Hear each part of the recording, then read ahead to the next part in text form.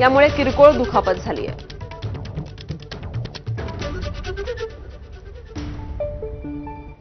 कोकणात जाणाऱ्यांसाठी 2 Modi express train भाजपकडून सोडण्यात येत आहेत।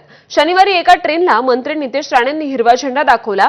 आज मंत्री नितेश राणे पुन्हा मोदी एक्सप्रेसला हिरवा झेंडा दाखवणार आहेत। लोकसभा आणि विधानसभा निवडणुकीत जनतेने दिलेल्या प्रचंड प्रतिसादाबद्दल गणपती स्पेशल 2 ट्रेन, मोदी एक्सप्रेसचा डबल धमाका अशा आशयाचे बॅनर्स मोदी एक्सप्रेसवर लावण्यात आले आहेत।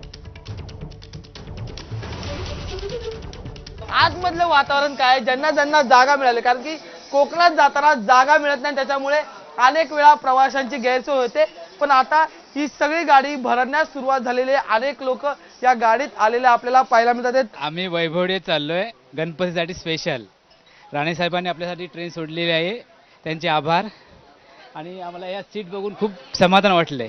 जागा मिळाली अशी मिळत नाही, ह्या टायमिंगला तिकीट पण नाही मिळत आणि जागा पण नाही मिळत, खूप प्रॉब्लेम होतात जायसाठी। ॲक्च्युली गर्दीमुळे काही तिकीट मिळत नाही आहे, पण ही व्यवस्था चांगली केली त्यामुळे आम्हाला व्यवस्थित गावाला जायला मिळत आहे। आम्हाला एवढा आनंद होतो की आम्हाला तिकीट भेटत नव्हती, आता 2 दिवसापूर्वी आम्हाला तिकीट भेटले। आणि मग त्याच्यानंतर प्रवास घरी गणेशोत्सव असतो। असतो 11 दिवसाचा गणपती असतो आमचा। लहान मुलं असो, तरुणाई असो, वयोवृद्ध असो, असं आणि गावाला जाण्याची, कोकणात जाण्याची ही सगळी ह्या प्रवाशांची लगबग।